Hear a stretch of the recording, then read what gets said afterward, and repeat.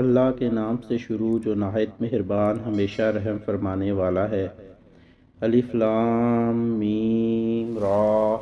حقیقی معنی اللہ اور اس کا رسول صلی اللہ علیہ وآلہ وسلم ہی بہتر جانتے ہیں۔ یہ کتاب الہی کی آیتیں ہیں اور جو کچھ آپ کے رب کی طرف سے آپ کی جانب نازل کیا گیا ہے وہ حق ہے، لیکن اکثر لوگ ایمان نہیں لاتے۔ اللہ وہ ہے جس نے آسمانوں کو بغیر ستون کے اور خلا میں بلند فرمایا، جیسا کہ تم دیکھ رہے ہو، پھر پوری کائنات پر محیط اپنے تخت اقتدار پر اپنی شان کے لائق متمکن ہوا، اور اس نے سورج اور چاند کو نظام کا پابند بنا دیا۔ ہر ایک اپنی مقررہ میعاد میں سے مسافت مکمل کرنے کے لیے اپنے اپنے مدار میں چلتا ہے۔ وہیں ساری کائنات کے پورے نظام کی تدبیر فرماتا ہے، سب نشانیوں یا قوانین فطرت کو تفصیلاً واضح فرماتا ہے تاکہ اپنے رب کے روبرو حاضر ہونے کا یقین کر لو۔ اور وہی ہے جس نے گولائی کے باوجود زمین کو پھیلایا اور اس میں پہاڑ اور دریا بنائے، اور ہر قسم کے پھلوں میں اس نے دو دو جنسوں کے جوڑے بنائے۔ وہی رات سے دن کو ڈھانک لیتا ہے، بے شک اس میں تفکر کرنے والوں کے لیے بہت نشانیاں ہیں۔ اور زمین میں مختلف قسم کے قطعات ہیں جو ایک دوسرے کے قریب ہیں، اور انگوروں کے باغات ہیں اور کھیتیاں ہیں اور کھجور کے درخت ہیں، اور جھنڈ دار اور بغیر جھنڈ کے، ان سب کو ایک ہی پانی سے سیراب کیا جاتا ہے، اور اس کے باوجود ہم ذائقہ میں بعض کو بعض پر فضیلت بخشتے ہیں۔ بے شک اس میں عقل مندوں کے لیے بہتر نشانیاں ہیں۔ اور اگر آپ کفار کے انکار پر تعجب کریں تو ان کا یہ کہنا تعجب عجیب تر ہے کہ کیا جب ہم مر کر خاک ہو جائیں گے تو کیا ہم از سر نو تخلیق کیے جائیں گے؟ یہی وہ لوگ ہیں جنہوں نے اپنے رب کا انکار کیا، اور انہی لوگوں کی گردنوں میں توق پڑے ہوں گے، اور یہی لوگ اہل جہنم ہیں اور اس میں ہمیشہ ہمیشہ رہنے والے ہیں۔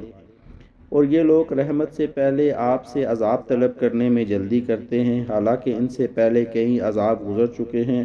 اور اے حبیب، بے شک آپ کا رب لوگوں کے لیے ان کے ظلم کے باوجود بخشش والا ہے، اور یقیناً آپ کا رب سخت عذاب دینے والا بھی ہے۔ اور کافر لوگ کہتے ہیں کہ اس رسول صلی اللہ علیہ وآلہ وسلم پر ان کے رب کی طرف سے کوئی نشانی کیوں نہیں اتاری گئی؟ اے رسول مکرم، آپ تو فقط نافرمانوں کو انجام بد سے ڈرانے والے اور دنیا کی ہر قوم کے لیے ہدایت ہم پہنچانے والے ہیں۔ اللہ جانتا ہے جو کچھ ہر مادہ اپنے پیٹ میں اٹھاتی ہے، اور رحم جس قدر سکڑتے ہیں اور جس قدر بڑھتے ہیں، اور ہر چیز اس کے ہاں مقرر حد کے ساتھ ہے۔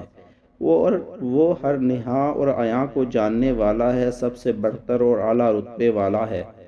تم میں سے جو شخص آہستہ بات کرے اور جو بلند آواز سے کرے، اور جو رات کی تاریکی میں چھپا ہو اور جو دن کی روشنی میں چلتا پھرتا ہو، اس کے لیے سب برابر ہے۔ ہر انسان کے لیے یکے بعد دیگرے آنے والے فرشتے ہیں جو اس کے آگے اور اس کے پیچھے اللہ کے حکم سے اس کی نگہبانی کرتے ہیں۔ بے شک اللہ کسی قوم کی حالت کو نہیں بدلتا یہاں تک کہ وہ لوگ اپنے آپ میں خود تبدیلی پیدا کر ڈالیں، اور جب اللہ کسی قوم کے ساتھ اس کی اپنی بدعمالیوں کی وجہ سے عذاب کا ارادہ فرما لیتا ہے تو اسے کوئی ٹال نہیں سکتا، اور نہ ہی ان کے لیے اللہ کے مقابلے میں کوئی مددگار ہوتا ہے۔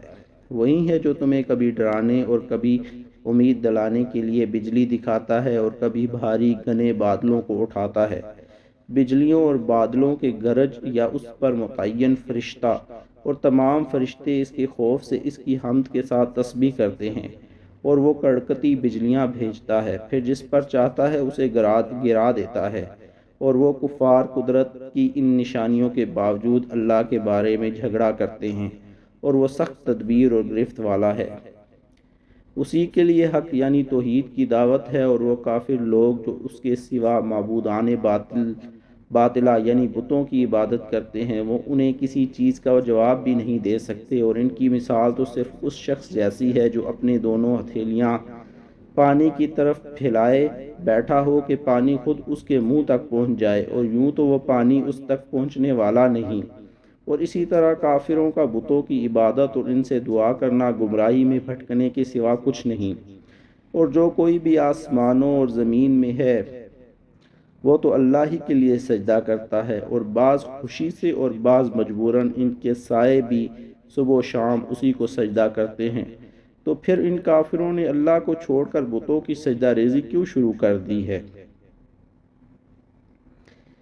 ان کافروں کے سامنے فرمائیے کہ آسمانوں اور زمین کا رب کون ہے؟ آپ خود ہی فرما دیجئے کہ اللہ ہے۔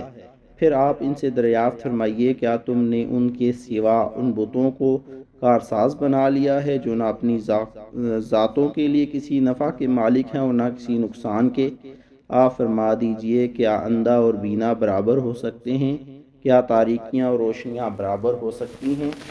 کیا انہوں نے اللہ کے لیے ایسے شریک بنائے ہیں جنہوں نے اللہ کی مخلوق کی طرح کچھ مخلوق خود بھی پیدا کی ہو؟ سو ان بتوں کی پیدا کردہ اس مخلوق سے ان کو تشابہ یعنی مغالطہ ہو گیا ہو۔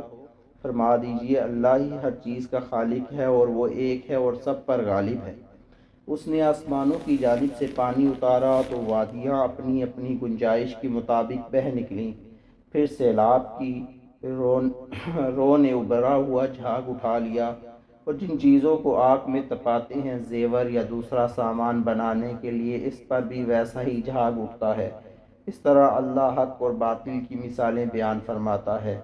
سو جھاگ تو پانی والا ہو یا آگ والا، سب بیکار ہو کر رہ جاتا ہے، اور البتہ جو کچھ لوگوں کے لیے نفع بخش ہوتا ہے وہ زمین میں باقی رہتا ہے۔ اللہ اس طرح مثالیں بیان فرماتا ہے۔